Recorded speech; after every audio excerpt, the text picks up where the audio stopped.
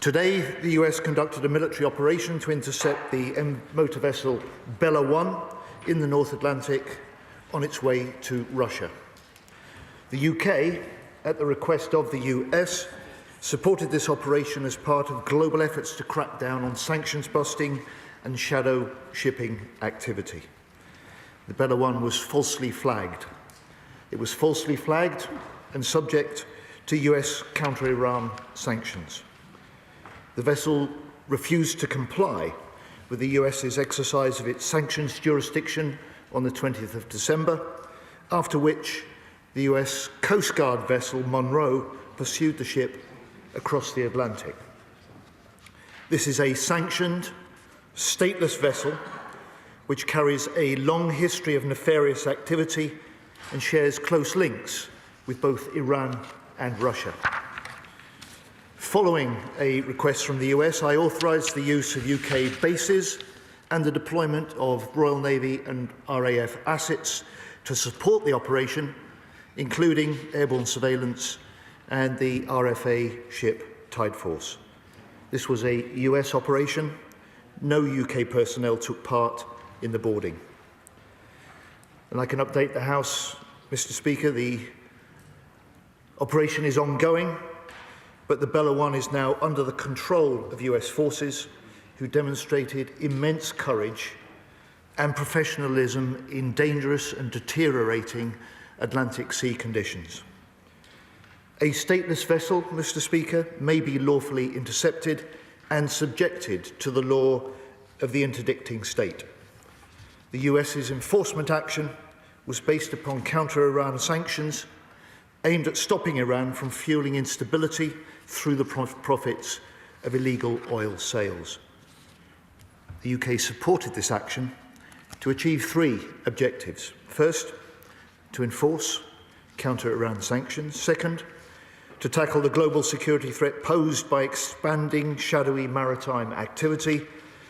And third, to reinforce British homeland defence and security in this era of rising threats. Mr. Speaker, let me expand.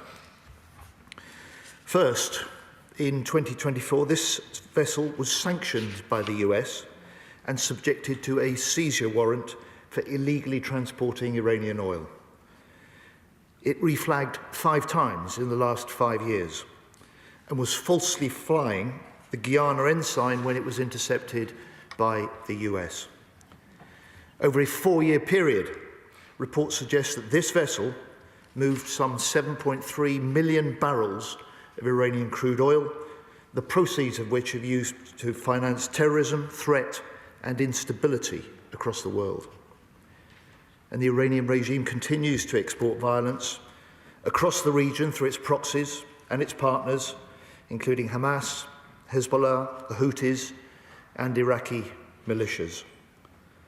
It maintains support for Russia by supplying Putin with weapons for his brutal invasion of Ukraine, including the Shahid mass drones and missiles which target and kill Ukrainian civilians.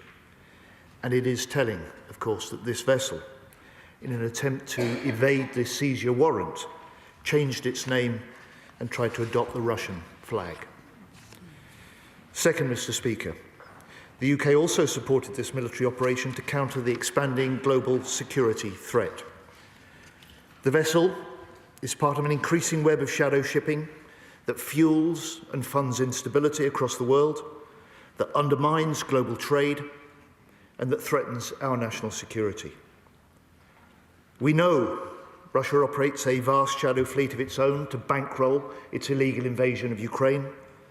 And last year, it's estimated that Russia sold $100 billion worth of sanctioned oil, money directly funding attacks on Ukrainian citizens, such as the onslaught during Christmas, involving 600 missiles and drones, which killed at least 3 people. We owe it to the Ukrainians to step up action on these shadow operations, and we are. This is why we're deterring, we're disrupting, we're degrading the Russian shadow fleet as a priority for this government. And to date, we've imposed sanctions on 544 vessels. According to estimates, sanctions against the Shadow Fleet by the UK and our partners have forced 200 ships off the seas, almost half of the Russia Shadow Fleet's overall capacity. While Russia's critical oil revenues are now down 27% compared to October in 2024. This is the lowest since the start of its full-scale invasion.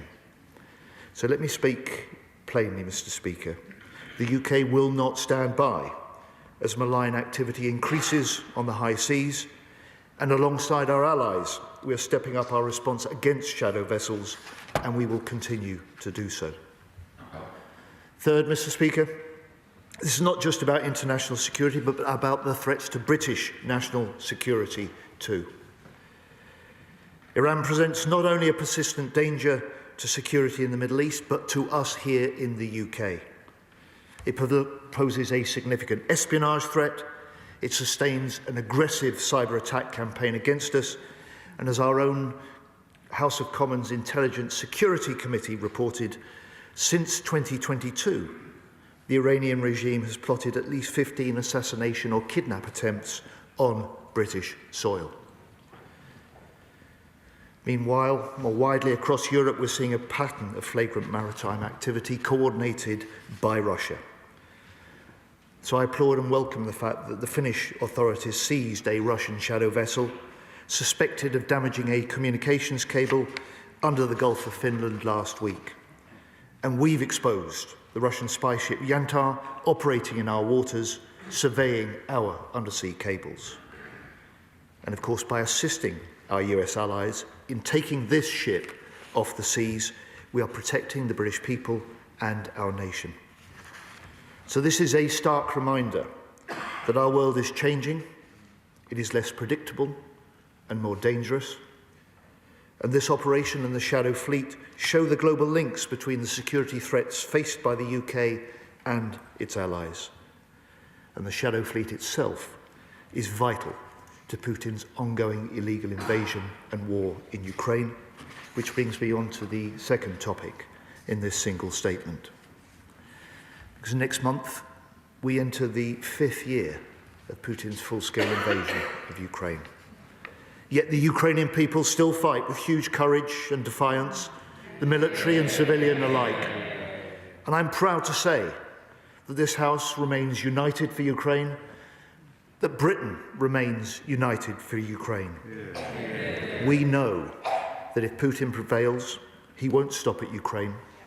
And we know that a secure Europe depends on a strong, sovereign Ukraine. And I'm also proud of the UK's leadership on Ukraine. It started under the last government and stepped up under this government. So now we, the UK, lead the 50-nation-strong Ukraine Defence Contact Group alongside Germany and secured £50 billion worth in military aid pledges last year.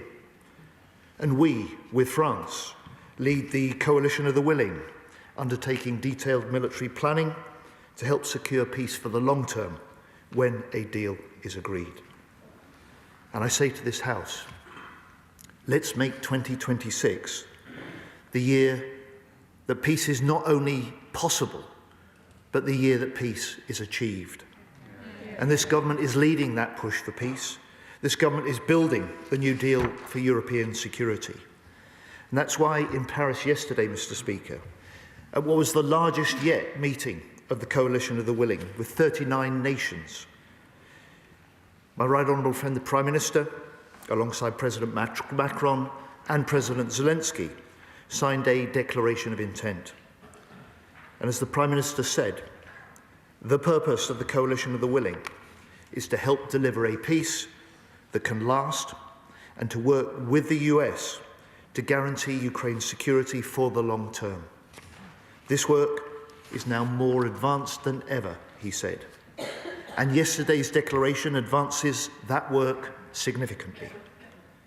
It confirms that the UK and France will take a leading role, first in using military, economic and diplomatic instruments to ensure the conclusion of a peace agreement, second in supporting the development of Ukraine's defence capabilities, and third in commanding a multinational force for Ukraine which plans to deploy to Ukraine after a ceasefire has been agreed.